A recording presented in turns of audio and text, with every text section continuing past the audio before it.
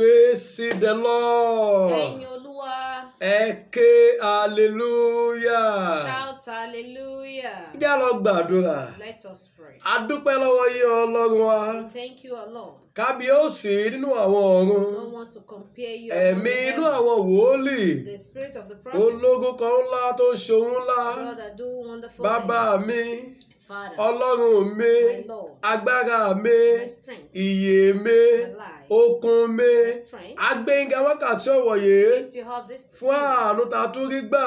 For the mercy we receive. Láti jẹ́ ọ̀kan nínú àwọn alààyè ọkàn. To be among the living souls. Olúwa ẹ gbọ́ ọpẹ́ wa. Lord, receive a praise. Ẹ̀mí mímọ́ ẹ gba ìyìn wa. Holy Spirit, receive À ń lọ nínú àdúrà wa fún ọtọjọ́ òní. We're going to our prayer for today. Jésù ẹ gba gbogbo ògo. Jesus, take control. Ká lè máa yan Ọlọ́run. Praise the Lord. Ẹ̀ṣẹ̀ tí kò ní jẹ́ ká rí ọ. Sin that will not allow you to Olúwa ẹ succeed. dáríjì wá. Forgive us. Ẹ nawọ́ agbára yín jáde. Praise the power. Ẹ fún wa ní testimony o. Give us testimony. Ògo ni fún Ọlọ́run lókè ọ̀run. Glory be to God in the Jésù highest. Olúwa wa. Amen. Praise the Lord. Ẹ̀yin Olúwa. Amen. Amen.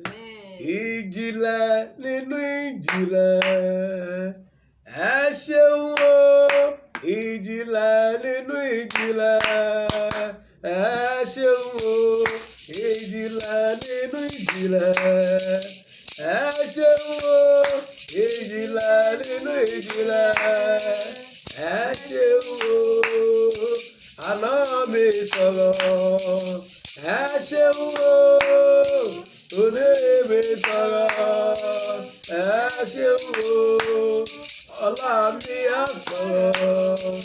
Ẹ ṣeun o. Ìjìnlẹ̀ nínú ìjìnlẹ̀. Ẹ ṣeun o yá. Ìjìnlẹ̀ nínú ìjìnlẹ̀. Ẹ ṣeun o. Ìjìnlẹ̀ nínú ìjìnlẹ̀. Ẹ ṣeun o. Ìjìnlẹ̀ nínú Ìjìnlẹ̀. Ẹ ṣeun o. ìjìnlẹ̀ nínú ìjìnlẹ̀. Ìjìnlẹ̀. Ẹ ṣeun o. Àná mi sọ̀rọ̀. Ẹ ṣeun o. Òní mi sọ̀rọ̀. Ẹ ṣeun o. Ọlá mi á sọ̀rọ̀. Ẹ ṣeun o. Ìjìnlẹ̀ nínú ìjìnlẹ̀. Ẹ ṣeun o.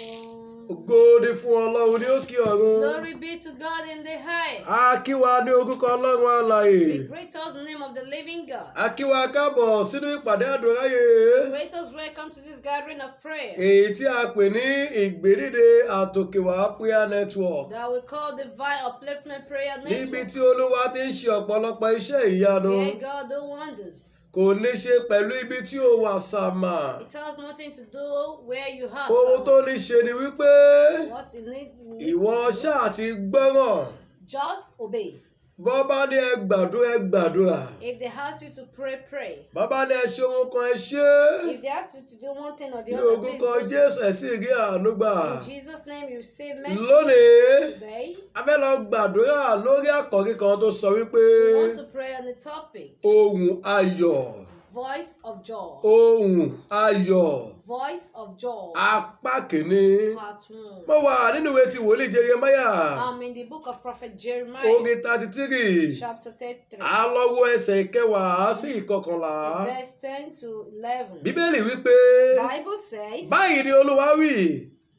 A ó tún gbọ́ ní ibi tí ẹ̀yin ti wípé ó dahoro láì ní ènìyàn àti láì ní ẹran àti ní ìlú Júdà àti ní ìlú Jerusalem tí ó dahoro láì ní ènìyàn àti láì ní olùgbé àti láì ní ẹran. Thou says the Lord, again there shall be heard in this place, which ye shall say shall be desolate, without man and without beast, even in the cities of Judah and in the streets of Jerusalem, and that are desolate, without man and without inhabitants and without beast. Ẹsẹ̀ ìkọkànlá. Verse 11. Ohùn ayọ̀ àti ohun inú dídùn, ohùn ọkọ ìyàwó àti ohun ìyàwó, ohùn àwọn tó wí pé ẹ fi ọpẹ́ fún Olúwa àwọn ọmọ ogun nítorí tí ó ṣeun, nítorí tí àánú rẹ̀ dúró láéláé, àti ti àwọn tí ó mú ẹbọ ọpẹ́ wá sílé Olúwa, nítorí tí èmi yóò mú ìgbèkùn ilẹ̀ náà padà wá gẹ́gẹ́ bí àtètèkọ́ṣe ni Olúwa wí. The voice of joy and the voice of gladness, the voice of bridegroom and the voice of bride, the voice of them that shall say, Praise ye the Lord of hosts. For the Lord is good, for his mercy endureth forever. And of them that shall bring the sacrifice of praise into the house of the Lord. For I will cause to return the captivity of the land, and as the first, says the Lord. Praise the Lord. Ẹ̀yin Olúwa. Ògo ni fún Ọlọ́run ní òkè ọ̀run. Glory be to God in the highest. Ohùn ayọ̀. The sound of joy. Ṣé bá wọn bí tí a kà fún wa If yìí? you look at this place, Bíbélì sọ nípa tìgẹ̀ wípé the Bible tells you about your own that níbi tí ó ti di ahoro, where it has become desolate, níbi tí a ti kọ̀ ọ́ sílẹ̀, where you have been rejected, níbi tí o ti sọ ìrètí nù, where you have lost hope, níbi tí o ti sí ènìyàn mọ́ fún ọ. where there is no person to rise for Ẹ you. gbélé dáradára. Hear this very well. Ẹni tí ó bá dára fún ni ayé ń wà. People go after the successful ones. Bí ó bá dára fún ọ, ayé máa ń sá fún ènìyàn ni. If you are not successful, people will run away from Ṣùgbọ́n you. bí ènìyàn bá ṣoríire láyé, But if you are successful, ọ̀pọ̀lọpọ̀ ènìyàn ló fẹ́ jókòó mọ́ ẹni tó ṣoríire. so many people want to be a name with successful man. Ọ̀pọ̀lọpọ̀ ènìyàn ló fẹ́ bá ẹni tó ti wà lókèèrè. So many people want to work with the person that Ọ̀pọ̀lọpọ̀ has made it in ènìyàn life. ló fẹ́ bá ẹni tóun ẹ̀ ti dókè ló fẹ́ bá ṣọ̀rẹ́. So many people want to make a friend with someone that is successful. Ṣùgbọ́n bí ó bá dára fún ènìyàn, But if not, ọ̀rẹ́ á sá lọ, friend will run away. ẹbí á sá lọ, Family will run away. àwọn aládùúgbò gan wọn ò ní mọ̀ ọ́ ládùúgbò. Even your neighbor won't know you. Nítorí wípé Because kò sí ènìyàn mọ́. no one. Nítorí wípé Because ayé rẹ̀ kò gbé ògo lọ́wọ́. that life is Bí not ayé meaningful. ènìyàn ò bá dẹ̀ ti gbé ògo lọ́wọ́, If someone's life is not kò ní meaningful, sí ènìyàn pẹ̀lú ènìyàn mọ́. no one will stand by Bíbélì you. wa sọ fún wa Bible now says wípé a ó tún gbọ́ lẹ́ẹ̀kan sí i that we hear once again ní ìlú tẹ́yìn ti wípé in the land that you have ó said dahoro that has been láì ní desolate, ènìyàn without person, àti láì ní ẹran without beast, àti ní ìlú Júdà and in Judah, àti ní Jerusalem and in the street of tí ó Jerusalem, dahoro that are láì desolate, ní ènìyàn without man, àti láì ní olùgbé and without inhabitants, àti láì ní ẹran. and without Bí beast. ayé ènìyàn bá dahoro,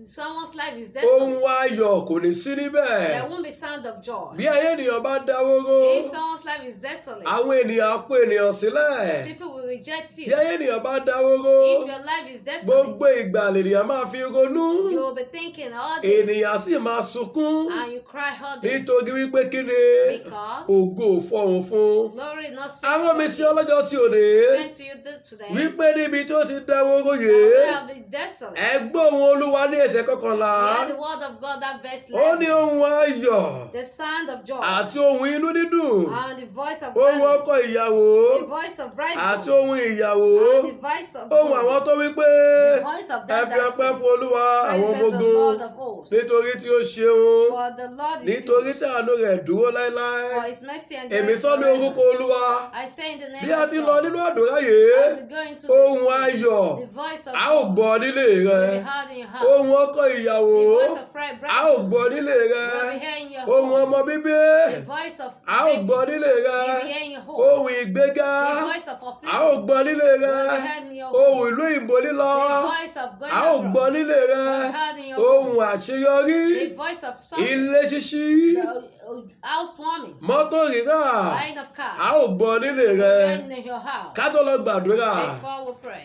bí ó bá tí ì ní Jésù, if you don't have Jesus, àwọn ohun tí a ṣe yìí all this thing we're doing, kò lè sí ààyè nínú ayé rẹ láti jẹ́ kó wá sí ìmúṣẹ. there won't be a space for it to Ohun come to àkọ́kọ́ tó fulfillment. nílò ni wípé One thing, o ní first láti thing fáyè you rẹ fún Jésù. need is to give your life to Ohun Christ. ẹlẹ́ẹ̀kejì, Secondly, kọ ẹ̀ṣẹ̀ sílẹ̀. we just sing. Ohun ẹlẹ́ẹ̀kẹta, Thirdly, máa gbàdúrà. pray. Ohun ẹlẹ́kẹ̀rin, Fourthly, máa ṣe ìtọrẹ àánú be good yóò to sì people. dára fún ọ.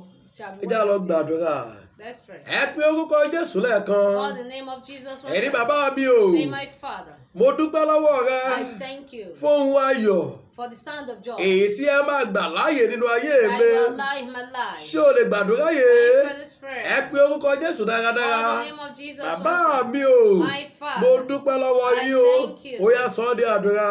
ní orúkọ Jésù. Jésù, Ẹ̀mí bàbá mímọ́ o. mi Mo dúpẹ́ o, lọ́wọ́ rẹ. Olúwa ṣé o, Fún ohun tẹ́ ò ṣe ní mo dúpẹ́ wákàtí lọ́wọ́ yìí. rẹ. Olúwa Fún ṣé o. ìgbà ayọ̀ tẹ́ ò gbọ́ ní Olúwa ilé ṣé o. mi. Olúwa Olúwa mo ṣé gbé o. ọ̀gá. Olúwa ṣé o. Ayérayé ẹ ṣé. Olúwa ṣé o. Ọlọ́run àánú ẹ Olúwa ṣé ṣé o. o. Olúwa mo yìn ín lógo. Bàbá mi ẹ ṣé Fún o. ìgbà ayọ̀ Ẹ̀mí tẹ́ ò méjì. gbọ́ ní ilé mi. Lórúkọ Olúwa ẹ Jésù. ṣé. Olúwa Ọlọ́run ṣé. àánú mo yìn ín lógo. Olúwa ṣé. Ariwo ayọ̀ Olúwa ṣé. èyí tí ò sọ ní Olúwa ilé ṣé. mi. Olúwa ṣé. Olúwa ṣé. Èyí tó pẹ́ náà yóò fààyè gbáríwó ayọ̀. Ọlọ́run àánú mo gbé ọ̀gá. Olúwa ṣé o. Olúwa ẹ gbọ́ ọpẹ́ mi. Ẹ ṣé Ọlọ́run wa o. Thank you, O Lord. Jésù Olúwa wa. Amen.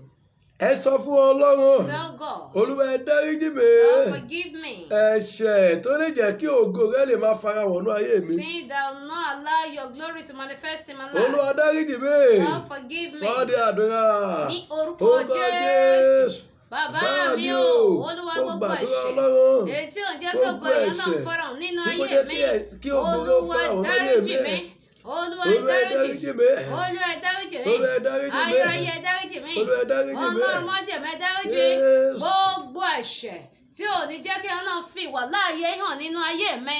Olúwa ẹ dáríjì. Olúwa ẹ dáríjì o. Olúwa ẹ dáríjì. Ayérayé ẹ dáríjì. Nínú àánú rẹ. Ẹ ṣé Olúwa Ọlọ́run dáríjì. wa. Thank you, O Lord. Jésù Olúwa wa. Amen. Àdúrà márùn-ún ni mo máa pè fún wa ní ọjọ́ tí ò ní. I will lay 5 prayer points today. Mo dẹ̀ fẹ́ kó o fi ìtara gbà á. And I want you to pray with zeal. Àdúrà kọ̀ọ̀kan leléyìí. This is the first prayer point. Ẹ pe orúkọ Jésù lẹ́ẹ̀kan. Call the name of Jesus one time. Ohun ayọ̀ tí ọ̀tá mi ti dá dúró nínú ayé mi. The voice of joy that the enemy have silenced in my life, Nínú ẹbí mi. in my family, Tàbí nínú iṣẹ́ mi. or in my work. Ọlọ́run ìdápadà o. God of restoration, Ó yá dá padà. restore them back. Ó yá sọ ọ́ di àdúrà. Ní orúkọ Jésù, bàbá mi o, Ohun ohun ayọ̀ ayọ̀ tí ọ̀tá ti àádọ́ta ti dá dúró nínú ayé nínú ayé mi. mi, nínú Ọlọ́run iṣẹ́ ìdápadà. mi, nínú Ó yá iṣẹ́ dá padà. ìránṣẹ́ mi, Ó yá dá padà. nínú Ó ìgbéyàwó yá dá mi. padà. Ọlọ́run Ó yá dá ìdápadà, Ó yá dá padà. ó yá dá Ó yá dá padà, padà. Olúwa Ó yá dá dá padà. padà, Ó yá dá ayérayé padà. dára padà, Ohun ayọ̀ ohun ayọ̀, tí ọ̀tá mi ti ariwo dá ayọ̀, dúró. èyí tó ọ̀tá Nínú dá ayé dúró mi. nínú ayé Ó mi, yá dá padà. nínú ayé ọkọ Ó yá mi, dá padà. nínú ayé Ó àwọn yá dá ọmọ mi, padà. nínú Ó yá dá iṣẹ́ padà. ìránṣẹ́ wa, Lórúkọ nínú ayé àwọn ọmọ mi, Jésù. ní Bàbá orúkọ mi o. Jésù, Ó yá èyí dá tó ti padà. dá dúró Ó yá dá nínú padà. ìgbéyàwó Ó yá dá mi, padà. Olúwa Ó yá dá dá padà. padà, Ẹ ṣé ayérayé dá Ọlọ́run padà. wa. Thank you, O Lord. Jésù Olúwa wa. Amen. Ẹ gbàdúrà kejì. Pray the second prayer. Ẹ pe orúkọ Jésù dáadáa. Call the name of Jesus. Ohun well. ayọ̀ tí ọ̀tá mi ti dá dúró. The voice of joy that the enemy have silenced. Mo fẹ́ kó gbàdúrà yìí dáradára. Pray this prayer very well. Ẹni Ọlọ́run ìdápadà o. You say, God of restoration, Ó yá dá padà fún mi. restore them back to me. Ṣé ìgbéyàwó ní ọjọ́ ayọ̀ tí wọ́n retí? Is it marriage that you are expecting? Ṣé ọmọ bíbí ni tìrẹ? Is it a child? Ṣé ilé kíkọ́ ni tìrẹ? Is it a house? Ṣé iṣẹ́ ló ń wá ní? Or you are looking for a job?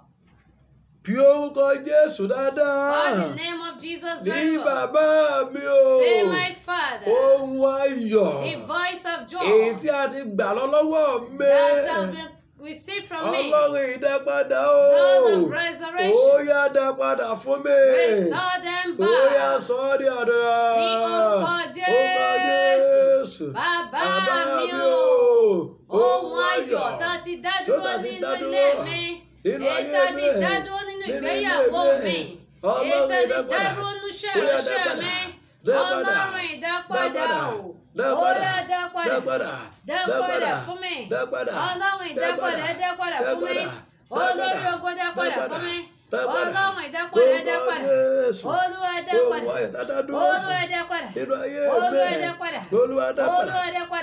Olúwa dá padà, Olúwa dá padà, ayérayé dá padà, ohun ayọ̀ tá a ti dá dúró, Olúwa dá padà, ẹ̀yin mọ́ dá lọ́wọ́ padà afọ́nlá yín. ẹ̀yin mọ́ dá padà Olúwa ẹ dá padà ẹ fún mi. ṣé Ọlọ́run wa Thank you, O Lord. Jésù Olúwa wa Amen. Jésù Olúwa wa ẹ Amen. gbàdúrà yìí dáradára Pray this prayer very ẹ well. pe orúkọ Jésù lẹ́ẹ̀kan Call the name of Jesus one time. àdúrà kẹta rèé This is the top prayer ẹni point. bàbá mi o Say, my ó Father, yá fi àánú rẹ gbà fún mi with your mercy receive it back ọjọ́ from ayọ̀ me. tá a ti gbà lọ́wọ́ The mi day of joy that has been received Ọlọ́run from me. àánú God of mercy, ó yá fi àánú rẹ dá padà fún mi with your mercy restore ó them yá sọ back. ní àdúrà Ní orúkọ Jésù.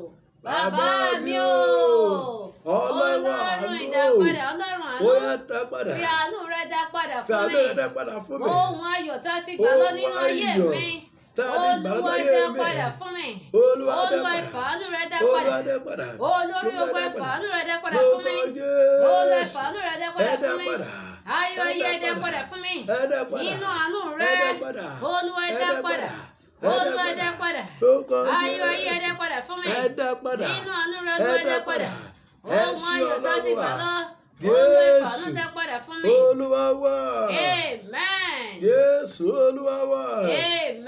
ẹ pe orúkọ Jésù dáradára Call the name of Jesus very well. àdúrà kẹrin This is lélẹ́yẹ the fourth prayer ẹni point. bàbá mi o Say, my Father, ohun ayọ̀ tá a ti sọ di èèwọ̀ that sound of joy that have turned to taboo nínú ayé mi nínú ẹbí mi lórí iṣẹ́ in mi my life, in my family, lórí ìgbéyàwó mi over my marriage. ẹ pe orúkọ Jésù dáadáa Call the name of Jesus ẹni very well. Ọlọ́run ìdápadà The God of restoration. ó yá dá padà fún mi Restore them back ó to yá me. sọ di àdúrà Orúkọ orúkọ Jésù. Bàbá mi o. Ọlọ́run ìdápadà Ọlọ́run ìdápadà o. ohun ayọ̀ tá a sọ di Ohun èèwọ̀ ayọ̀ tá a sọ di nínú èèwọ̀ nínú ayé mi. nínú ìgbéyàwó Nínú mi iṣẹ́ mi. nínú iṣẹ́ ìránṣẹ́ Nínú mi ìgbéyàwó mi. Ọlọ́run ìdápadà Nínú dá iṣẹ́ padà ìránṣẹ́ mi. dá padà Olúwa ẹ dá padà. dá padà Olúwa ẹ dá dá padà. padà Pẹ̀lú dá ọwọ́ padà. agbára ńlá ẹ yín. ṣé Ọlọ́run Olúwa wa ẹ dá padà. Jésù Olúwa wa Amen. ó di dán ọ̀rọ̀ mi á dayọ̀ ó di dandan ó di dán ọ̀rọ̀ mi á dayọ̀ Ó di dandan. a kì í bọ́jọ́ lérí a kì í bómi ṣọ̀tá o irọ́ Ọlọ́run ayọ̀ Babalọ́lá ó ti sọ̀rọ̀ mi dayọ̀. Ó di dandan. ẹ pe orúkọ Jésù lẹ́ẹ̀kan. Call the name of Jesus one time. ẹni Ọlọ́run ayọ̀. You say, God of joy. ó yá dá ayọ̀ mi padà. Restore my joy. ayọ̀ tá a ti gbà lọ́wọ́ mi tá a sọ di èèwọ̀. The joy that I've received from me mo that fẹ́ will kó turn to gbàdúrà taboo. tó gbẹ̀yìn dáadáa. I want you to pray this last prayer very Ọlọ́run well. Ayọ̀délé Babalọ́lá God o. of Apostle Ayọ̀délé Babalọ́lá. ó yá dá padà fún mi. Restore them back. jẹ́ kí ọjọ́ ayọ̀ mi ó dé. Let the day of my joy jẹ́ kí come. ọjọ́ ìfiyèsí mi ó dé. Let the day of my ó notice yá sọ come. di àdúrà. Ní orúkọ Jésù. Bàbá mi o. Ọlọ́run Ayọ̀délé Babalọ́lá. Ayọ̀délé Babalọ́lá. mo ké pè ọ́. Olúwa jẹ́ kí ọjọ́ ọjọ́ ayọ̀ ayọ̀ mi láti ó gbà dé. lọ́wọ́ mi. Olúwa dá jẹ́ padà. padà. Olúwa dá Ọjọ́ padà. ayọ̀ tá a ti gbà Olúwa dá lọ́wọ́ padà. mi. ọjọ́ ayọ̀ mi Olúwa bá mi tá dá a ti padà. gbà lọ. Olúwa ẹ gbà padà fún mi. Olúwa dá Nínú padà. agbára Olúwa ńlá dá yín. padà. Olúwa ẹ dá padà fún mi. Olúwa ẹ dá padà. Olúwa ẹ dá padà. ẹ ṣé Ọjọ́ Ọlọ́run ayọ̀ wa. mi Olúwa ẹ dá padà. Jésù Olúwa wa. Amen. ọjọ́ ayọ̀ tá a ti gbà lọ lọ́wọ́ rẹ. The day of joy that has been mo received sọ from bí you. kò Olódùmarè sínú ayé rẹ. I say as a record of God into your bí life. ẹ̀mí rẹ bá lè dùn ní ìgbà méje If your yìí. amen sound 7 times. ọjọ́ ayọ̀ náà. That day of joy. ó yá gbà á padà. Amen. Amen. Amen. Amen. Amen. Amen. Amen. ẹ ṣé Ọlọ́run wa. Thank you, our Lord. ẹ má ṣe gbàgbé. Do not forget. ní gbogbo ọjọ́ Tuesday. Every Tuesday. ní aago 10 àṣálẹ́ sí aago 11.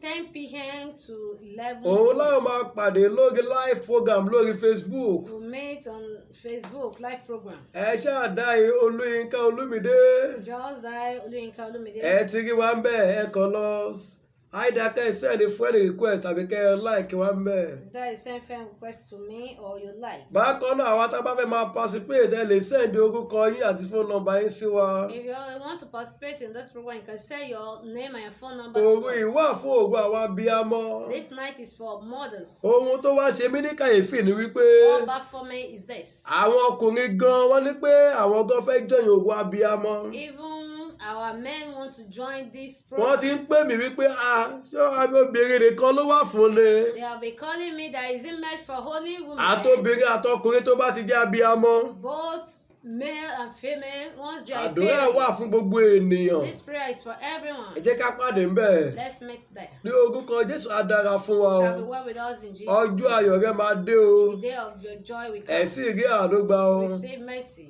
bákan náà ká má ṣe gbàgbé. Don't let us forget. àwa táwọn bá ti subscribe sórí YouTube wẹ́ ká ṣe bẹ́ẹ̀. We that are here to subscribe on our YouTube channel. bákan náà àwa tí a fẹ́ ran àwọn ọmọ aláìní lọ́wọ́. We that want to help the orphans. ẹ jẹ́ káwa náà ṣe bẹ́ẹ̀ gẹ́gẹ́. Let's do so as well. yóò sì dára fún wa o. Shall be well with us. a ó máa pàdé ní apá kejì. We'll meet part kó 2. tó dìgbà náà Before ẹ then, máa gbé ní àlàáfíà. live in peace. èmi náà ni olólùfẹ́ yín. I am your Lord, o the Reverend Olúyinká Olúyinká. Shalom. Shalom.